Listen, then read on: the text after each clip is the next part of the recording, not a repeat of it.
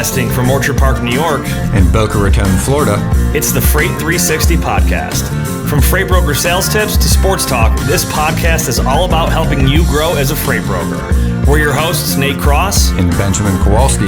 Let's talk freight. All right, welcome back for episode 201 of the Freight 360 podcast.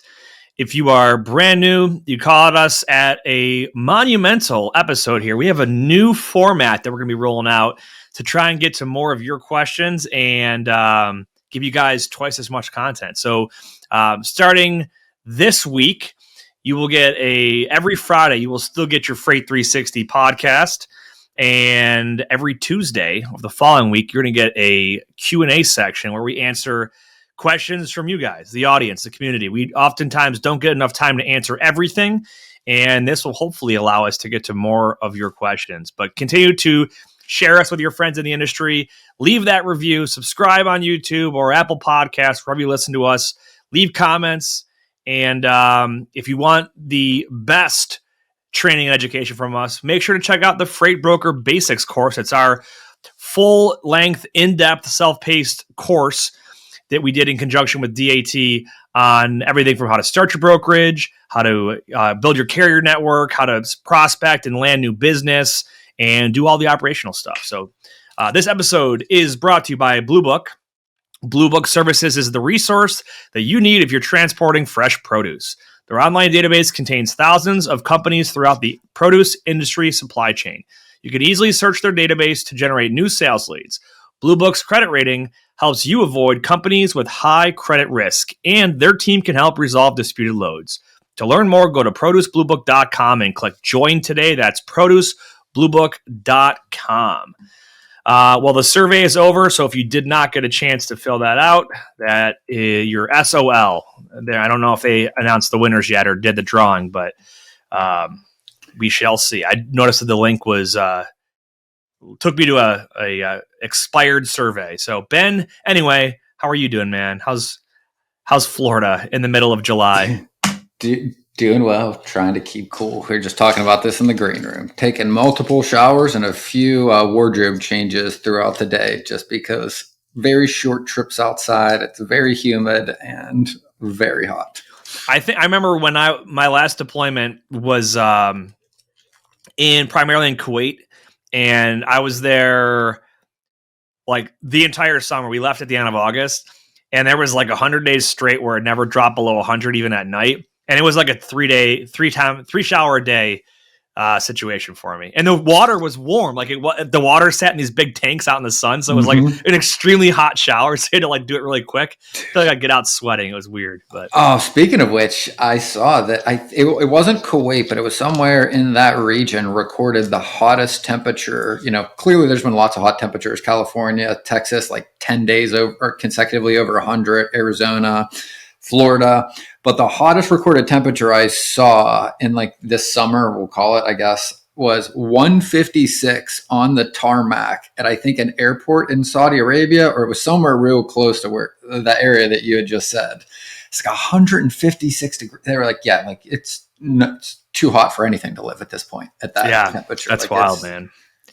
Well, think about it. Wait, like a steak, right, is medium rare at like 120, 125. Like medium well is like 145, right? Like that is an overcooked steak at 156. Like I wouldn't even eat that steak if you cooked it at that temperature. And that's crazy to me. Oh, you're absolutely right. All right, let's get into some sports here. Did you see the American Century Championship, the golf match? I did. He eagled he holed out a long ass eagle putt to win number it. 18 to win it. But he got a hole in one on one of the par threes, and dude, it was crazy. So if you haven't seen it, just like Google Steph Curry hole in one. He perfect shot. The announcers are like, oh, that looks like it's going right at it, and boom, he had to have hit 6 inches from the pin and just dropped right in. He went nuts. The crowd erupted, and he ran all the way down to the green and danced all the way around it and was like, oh man, it was just absolutely insane. So, but yeah, a lot of these professional athletes are also good golfers, and he's definitely one of them. So you got Pat Mahomes is pretty good, right? Yeah. Aaron Rodgers, right? When they do like the match, you see like a lot of these pro athletes that play in the golf tournament. So yeah, good stuff, man. The other news in NFL, we're getting closer and closer to preseason and training camps and all that stuff. But DeAndre Hopkins, right? There's like all this talk about where's he going to go. There was talk of him maybe going to Buffalo. Maybe he's going to go to New England. He ended up, he's going to the Tennessee Titans. And I'm scratching my head because I'm like, the Titans aren't like, they're not good right now. They have a lot of work that has to be done on their team. And you get DeAndre Hopkins. D-Hop's one of the best receivers in the league. I think he just wanted the paycheck. You know what I mean? He's just like, give me a couple years of paying me absolutely crazy money. And then, I don't know, maybe he'll try to chase the ring at the end before he retires, but who knows, man? Who knows? But that's all. You got anything else for sports? I don't. I'm trying to think. Even in the past week, nothing outside of that. The Steph Curry thing, I definitely watched that video. I thought that was really pretty cool. Felt kind of bad for the guy he beat because he literally beat him on that last long ass putt. But yeah, but hey, it is what it is. Yep. Switching gears to news here. So we've talked about like the UPS potential strike.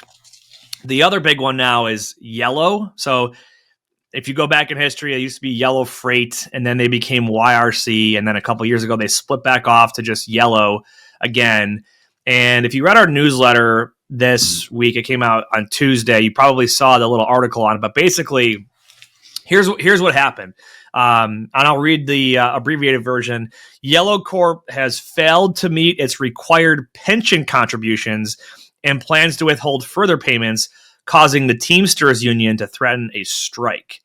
The company in financial distress owes $50 million to the pension fund and is potentially risking bankruptcy due to this conflict, despite having $100 million in cash reserves. While some speculate this is a strategic move to push for a government bailout, the uncertainty around the company's failure or future is prompting customers to seek alternatives, especially given the potential impact of a company shutdown or on supply chains and freight delivery. So you take, basically, it's a lot of money, $50 million towards pensions. It's pretty bad. So imagine this, right? If they go out of business, or even if the Teamsters have them strike, and it lines up with UPS, who's already planning to strike, dude, that would be like the perfect storm. Yeah. I mean, like our supply chain disruption. Again, and that would drive, I think, rates immediately up. Wow, I'm going to read some of the stats on the UPS. Again, that's LTL primarily, but okay, because I was curious. YRC I thought was also FTL. I was curious how many trucks they ran or what the size of their. Can you see the revenue or anything? I'm going to go through the size of the UPS strike and how it relates to the economy, right? So UPS, 340,000 workers, right? Teamsters unions, if they don't come up with an agreement over pay for part-time workers and cost of living adjustments by August 1, they're going to strike, right? Now, here's the numbers on it. A 10-day UPS strike would be the most expensive strike in at least a century, costing the U.S. economy upwards of $7 billion. A study done by Anderson Economic Group found that 4.6 billion of those losses would be directly reported by their customers. So like their customers would be losing $4.6 billion in 10 days if they shut down. $1 billion would be in lost wages for their employees, and more than $800 million would be the direct losses at UPS. And as soon as I read those three numbers, I'm like, well, 4.6 billion in losses for their customers, 800 million in direct losses for them personally. But there's no number on what that long-term impact would be on UPS, because if those customers are without service for that long, 10 days, and especially if it went on longer than that, they're going to find alternatives. Their businesses can't stop. Yeah, and FedEx is going to get some good business, and jack their rates up. And again, this goes further on to say that like packages going to rural areas with fewer alternative delivery options or coming from small businesses that can't afford to switch providers are going to be hit the hardest, quoted to Ohio State logistics professor. But big retailers will likely fare better because they've already got a varieties. But supply chains, and this is where you find prospecting information, right? Supply chains for things like medical gear and car parts likely to be hit the hardest in these sectors. So again, if these things do come to play and they do go on strike, I can tell you, if I was in that market, I would be prospecting all the medical gear companies and all the automotive parts companies and saying, hey, before this comes up, you might want a second option. Let's get you set up with us so that we might be able to help you just to prevent any craziness if the strike goes forward, right? Could be a great way to open the door and get a new customer. Yeah. Oh, yeah. So I looked it up. Yellow Corp lists between 8,000 and 9,000 tractors and 36,000 trailers. So huge mega fleet. Obviously, they're one of the biggest ones out there.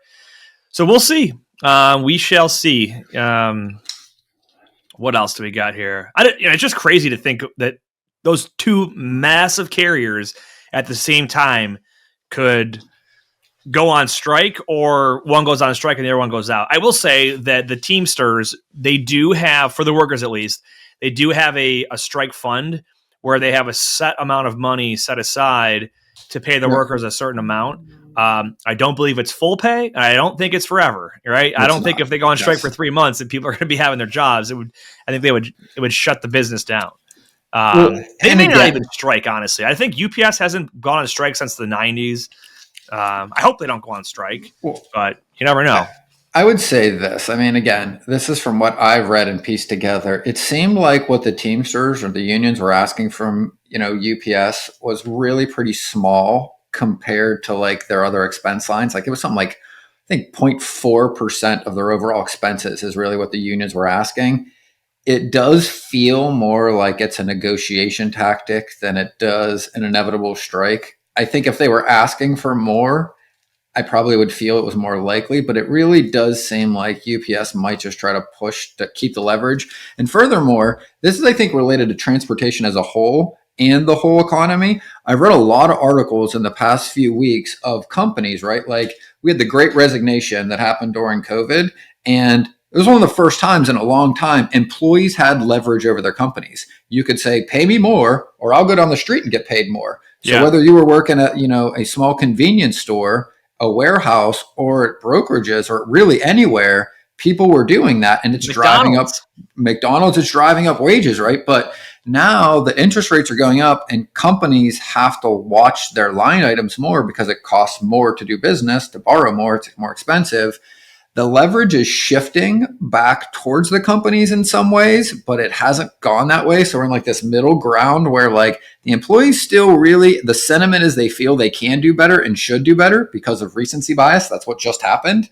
But the reality is like at the end of the day, if the companies don't want to budge, they've got deeper pockets to usually, to your point, outlast the strikes and these funds if they really wanted to. And I think more of the risk to these larger companies is it's a slippery slope.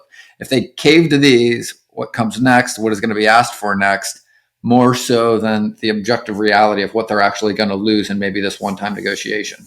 Yeah. But we'll see.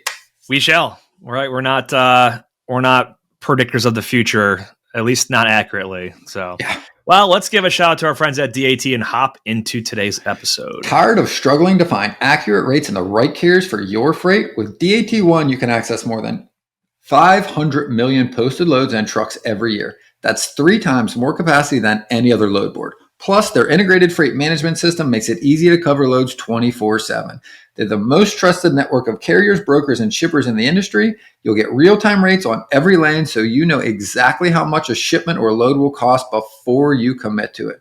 Plus, you get instant access to top bids from qualified carriers around the country. Take advantage of a free month of DAT1 when you visit the link in the show notes. Absolutely. So today's episode, we're going to be talking about some of our favorite tech tools that are out there in freight brokerage. We have a lot of other content in our massive library on our website, freight360.net. We're going to give more of a recent 2023 look at some of the tools that are out there. Because I started in brokerage about 10 years ago, and a lot of this stuff didn't exist then, or at least not in the same way that it does today. Let me ask you a question. Hold on. What of any of the products we're going to discuss today can you remember existing other than the fact that a TMS existed in 2013? What products did exist? Carrier 411 existed. Okay. As I remember Carrier 411, but I also I did a demo with them. We thought about setting them back up. I did like a few months ago, and I was like, man, this feels so archaic. And I'm like, can it do this? Can it do this? Can it do that? And they're like, no, maybe in the future. And I was like, well, this doesn't want to do a whole lot for me. But like load boards existed, but not the way that they are today. A lot of the same basics did, but the threats to our industry and the way that we operate has changed in the last 10 years. Therefore, new technology and solutions have come out because Agreed. of that. How often were you using a fax machine when you started your career? Daily? Multiple times a day? A lot, yeah. Yeah. Same here. I remember, but I had it where it was like I had a virtual fax that would go to my email. Yep. And like we would literally have carrier packets and rate confirmations would be faxed back to us. You know, some people would scan an email, but and then it eventually shifted to like online stuff. We're like, hey, I'm just going to send you a link, open it on your phone. You can fill this out. You can digitally sign this way. So it's come a long way. So I'll start with, we had really nothing concrete prepared to talk about here, but I just kind of want to spitball it here. One of my favorite things is being able to work from my phone now, and TMS platforms have, a lot of them have released mobile apps or created some sort of mobile way to, whether it's just a mobile web version or you VPN into their remote desktop virtual application, or there's an app, whatever it might be. But it's super nice to like be able to be on the road or out to lunch and pull up my phone and I've got an app for my TMS, or I can go on my iPad and launch a full virtual desktop with my TMS program installed on it. So that's one of the biggest things. Did you guys, when you started, did you guys have an app for your TMS or no? We did, but the issue wasn't necessarily that I don't think that the tech came that far. And I was just thinking of this as you talked about it. The other big change, right, since I started, and definitely since you started, 'cause you started about 2 years before me, give or take, was also the bandwidth to mobile phones and internet speeds just weren't nearly what they are now. So even when we had them, the speed was so slow that it was, I don't want to say it wasn't usable, because I did use them when I'd be driving or things would happen, especially over the weekend. But I almost always would have to go home to actually execute something because of just, again, the internet speeds weren't as great or as fast back then. So like we were using desktops almost exclusively at home. And even though you had some internet outside of your house, like it was just so slow that you couldn't really get anything done. And I'd say that's my favorite thing about the future today. Because before brokerage, I worked on the asset side, and we had a super archaic system that was not web-based and definitely did not have a mobile app. But to your point, like we were operating off 2G, maybe 3G, depending on where you were. Like 4G and 5G were not like commercially out there. Like you might have had like beta versions of 4G or something like that, but like it's just insane how far. Because I remember we went like 4G and then 4G LTE and then 5G, but like 3G was like the big thing back in the late 2000s. And but yeah, you're right. Like I couldn't even get, based on the company's policy, I couldn't even get email on my phone. So I would only get email when I went into the office. And I think the way that we work has changed, and especially with the pandemic and people working from home, you've got to have email on your phone. You got to be able to access it from your personal computer, and especially all your work systems now. And I think the pandemic definitely, we were heading that direction, but that just kind of pushed it over the finish line of like, hey, you got to be able to work from anywhere. It's that like VPNs became a big thing and all that, but yeah. I mean, I see nominal difference between when I'm on my mobile network versus in my in-house anymore, right? To that point, I think my cell phone gives me a faster speed than my Wi-Fi does. It's crazy. And it's like, I got myself hardlined here just in the office. But again, like I would say, before we get into like probably what people are listening to this for, like the fact that my iPad, right, has its own phone number, which means I don't need to connect it to my hotspot on my phone or anything anymore. Like, and it works the way my home computer does, like has provided more freedom and increased communication in a good way to my customers and how I do business. Because to your point, one, and our life's changed a little bit. Like, you know, overwhelming majority of my career went to an office, stayed there until 6 o'clock, then came home, got there at 6:30, 7:30. So you're spending 11, 12 hours a day. Much different now. But again, most of this is because, we can do things when we're not in our house. I mean, just being able to grab your iPad, have your TMS, your email, being able to do things if you need to run to an appointment, or even if you're out at a customer visit, right? Like you're now not out of pocket for a couple hours. You're just out of pocket when you're in that meeting. When you hop back in your car, you can get your phone calls back. You can see all of your missed calls, check your voicemail, your emails, everything, check on loads, check all the drivers. So I think that's a double-edged sword, right? That more isn't always better but for a freight broker, you're always trying to do more with less. And this is really what technology should help you do, get more of these minutes back to give you more efficiency and effectiveness in the things you're doing. So, I mean, huge strides. Whether or not we're doing productive things with the time we get back is another argument, I guess. That's true. So I want to talk rating tools for the next one here. So I remember when I started, there was, and this is in brokerage, right? You had like RateMate from TruckStop was like the go-to that I went to. And then RateMate eventually from DAT, RateMate from TruckStop and RateView from DAT. And then like 5 years ago, FreightWaves releases Sonar, which like just changed the game as far as how rates are, how the data is pulled and how it's put out there and presented, even down to the user interface. Because you think about it, like the load boards, whether it's RateMate or RateView, they get their data from whatever sources they have access to. So like if they're factoring certain loads through their factoring division or stuff like that, that's the data that they have. Whereas like Sonar takes 20 co-opt big brokerages, they upload their data every night, and bam, you can buy like yesterday's data instead of saying, oh, this is 7 or 30 days old. Now even like look at DAT with RateView, they have RateCast, which uses different algorithms and AI to look at historical trend lines and predict out up to 12 months for bidding purposes what your rates might look like.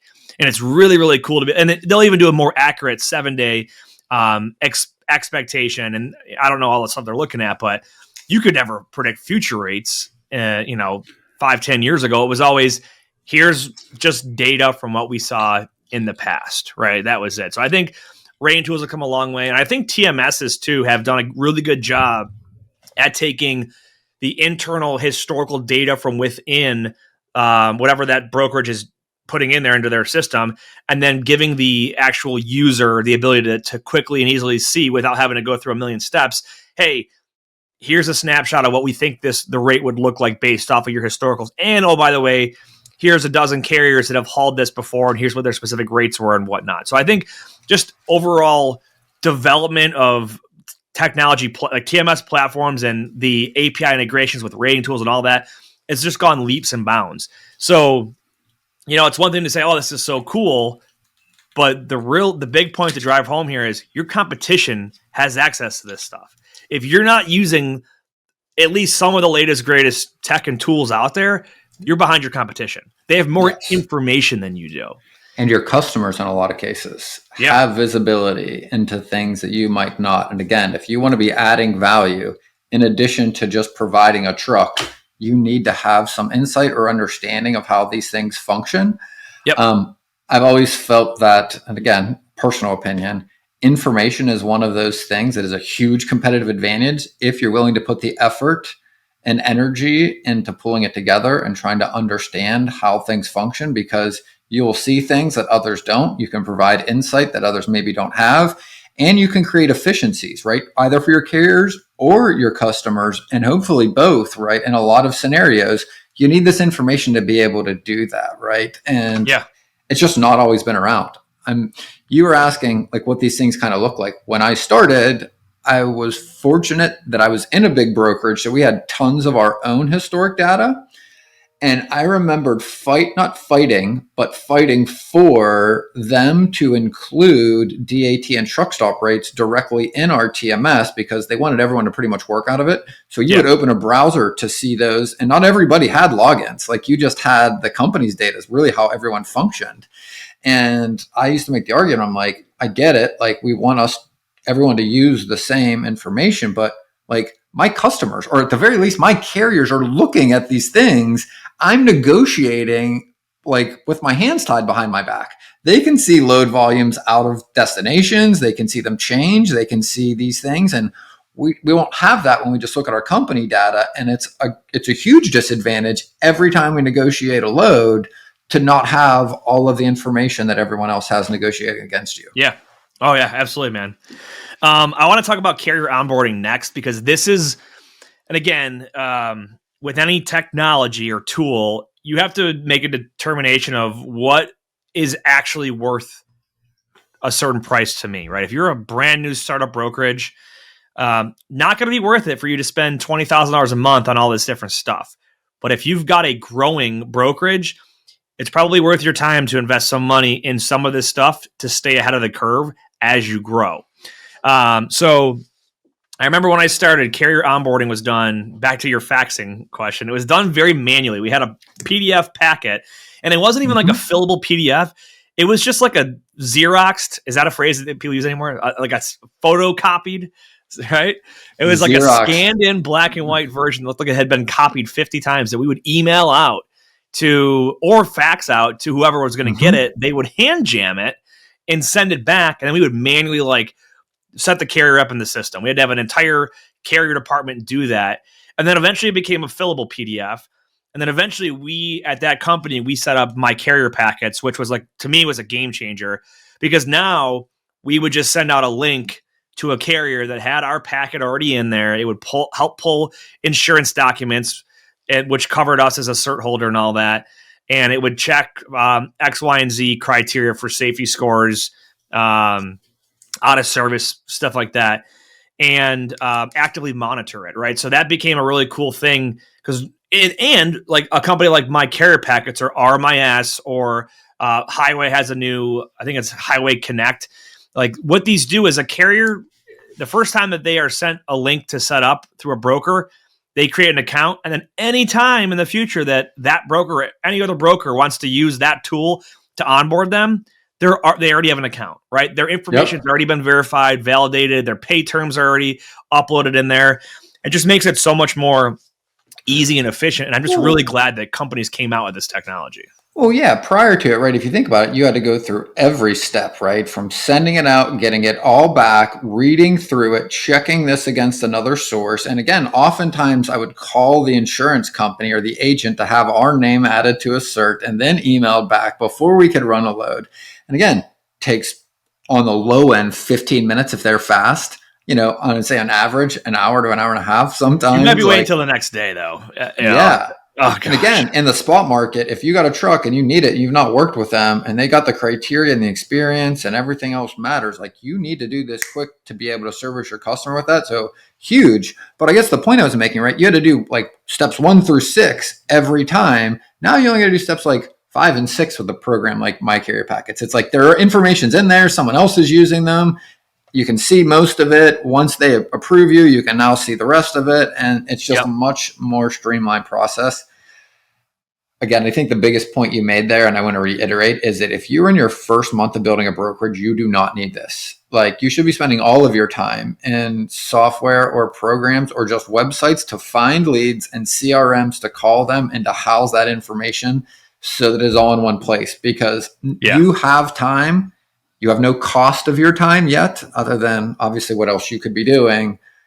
I wouldn't be buying a lot of these softwares day one. I would be doing it once you got a customer, once you got some business moving. It's also really good to learn the manual process and understand how it works for when the system goes down. So, before we get any further, I want to give a shout out to our friends over at Lean Solutions Group. Are you looking to take your freight brokerage or agency to the next level? Look no further than Lean Solutions Group. They are industry leaders in nearshore staffing for logistics companies, with offices located in South America, Mexico, and the Philippines. They offer a wide range of exciting positions, including freight broker back office operations, accounting, tech and web development, business development, marketing, customer service, and more.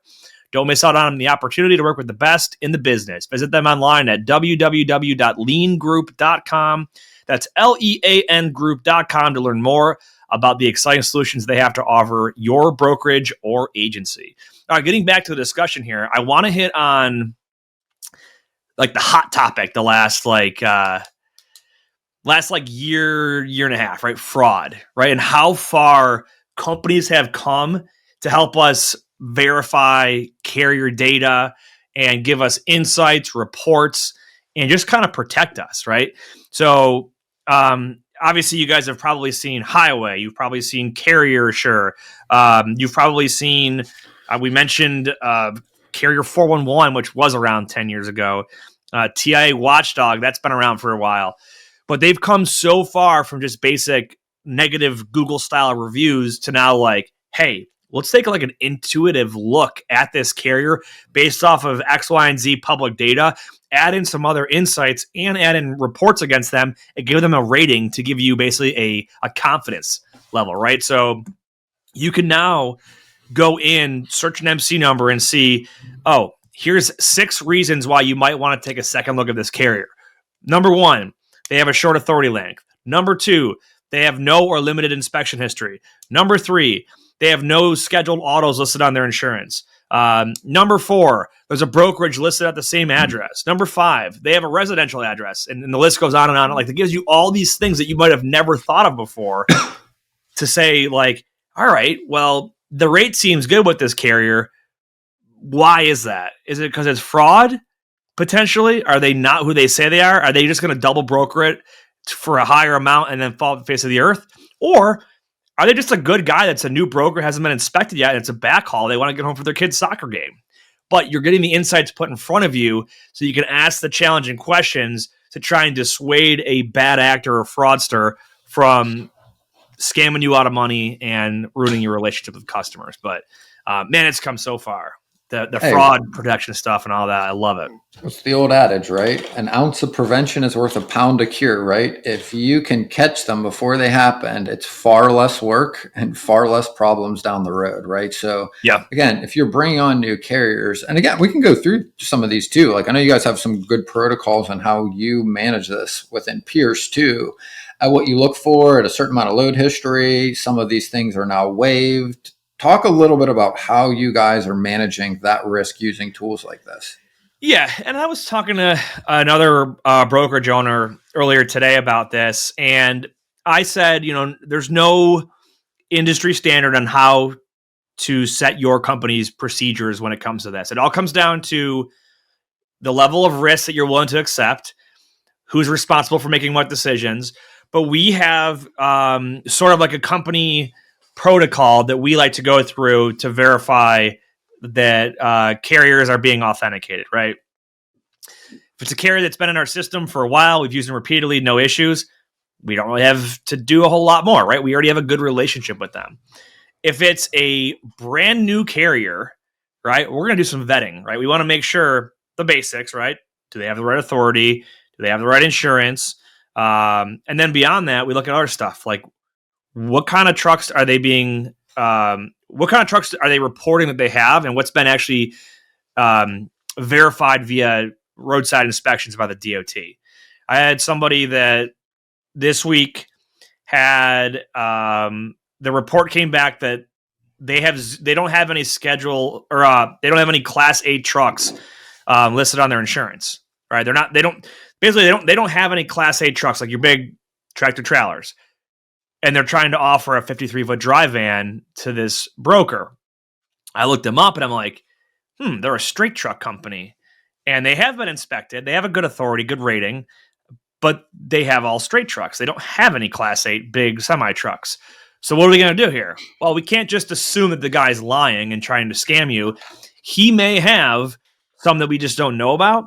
He may have just purchased a Class 8 truck. He may have leased on an owner-operator, which we can ask to see that contract and verify via pictures that the MC and name on that side of that 53-foot Class 8 truck matches the company that I'm contracting for this load. So there's just, there's different things. And we have a dispatching checklist that runs through. Make sure you get tractor and trailer number and driver name and cell phone. And if you're a brand new carrier to us, we're going to ask that you track via GPS. And if you don't do that, we're not going to quick pay you if you want quick pay until we can verify via ELD downloads to know that you were where you said you were. And after the first couple of loads of those headaches and verifying that, you've passed our sniff test. We trust you now. We'll lower our guard a little bit and give you some more flexibility. But there's just so many bad actors that have popped up in the last year or two that the whole industry has been forced to try to decipher through everybody and figure out who's good and who's not good. So the tip I will give you on this, because there are a lot of good, small, new owner operators that may have been a fleet driver before, and now they have a new authority and they don't have inspections yet, but they're good.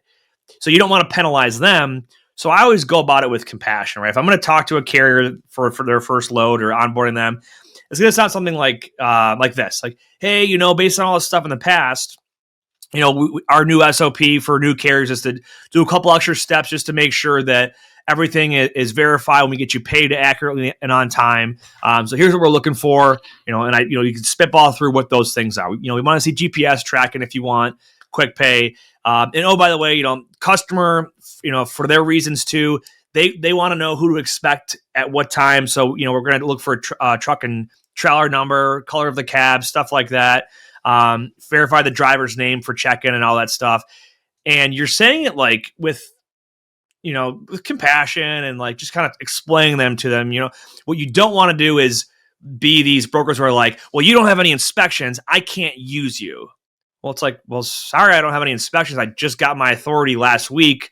I was a fleet driver for 30 years and decided to go out and start my own thing for myself and my family. Right? You can't put everyone in one bucket. You want to treat everyone like they're good and then weed out the bad ones. That's the way that I look at it.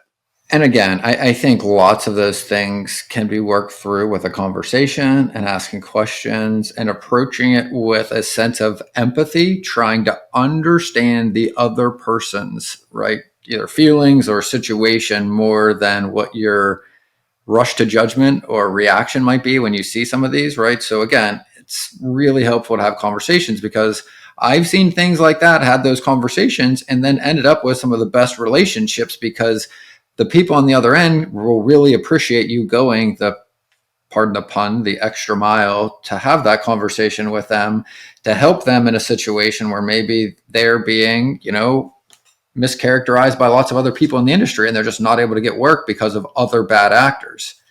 The other thing that I would also point out, right, it's like to every issue, if you look at it through the right lens, it becomes an opportunity, right? Yeah. And where I see lots of, and again, it's also where the market is, but lots of brokers talking about it becoming more difficult to get shippers or customers, right? Well, I think there's two major things there. One is it was much easier last year and for the past 2 years, so it seems much harder now. The reality is the economy's not really that bad. It's by all accounts what they consider the Goldilocks economy, where it's not too hot, it's not too cold, so it's still functioning. Yep. Meaning you can absolutely do business.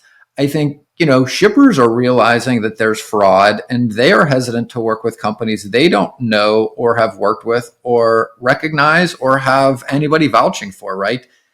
That creates an opportunity, right? If you have a tool like this that we've talked about in your brokerage, like I would make that part of my value proposition. Like I would use the fact that, numbers around fraud are, exponentially higher this year than last year and last year than ever in the history of our industry, and help educate your customers on the tools that your company is paying for or you're paying for your company and how that provides value to them, not just how it provides value to you, the broker, right? And reframing a lot of the things you just said for your customers' well-being. Like, look, we know who we're putting on your freight.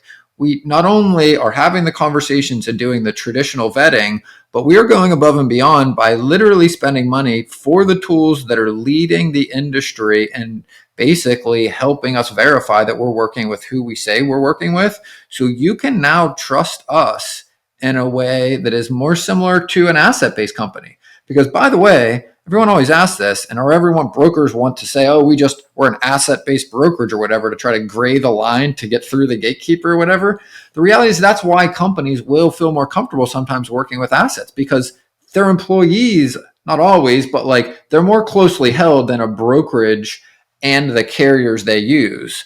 Everybody kind of knows that when you're in a pinch, you might have to use a carrier you don't have much experience running loads with.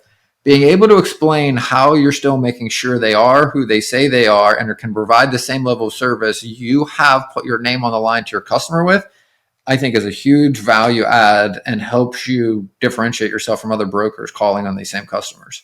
Yeah, no, you're absolutely right. I think there's something about building relationships and just basic communication that goes a long way. The same way that we talk about giving your customer insight into why a rate is a certain way, you can give them insight into what decisions you're making and how you're coming up with those decisions. So, well, good stuff. That's some of our favorite tech and tools that's out now. If you guys have any questions or suggestions on tech and tools that we did not talk about today, shoot us a message or send us a question through the form on our website, freight360.net, and we'll make sure to answer it in our Q&A section. And stay tuned. Next Tuesday, you'll be able to listen to our first strictly Q&A session only. We'll be doing this every single week moving forward now based on your requests and your demand. So any final thoughts, Ben? Yeah, before I go final thoughts too, I wanted to ask you, like, what are the handful of programs or companies or software, right, that you use every day? What are the ones you use the most? List them Outlook, off. the internet, TMS, Highway, Which DAT. TMS? What? Which TMS? McLeod. Mm-hmm. Go ahead. DAT for rate view and for posting and searching. Highway for carrier vetting and sourcing.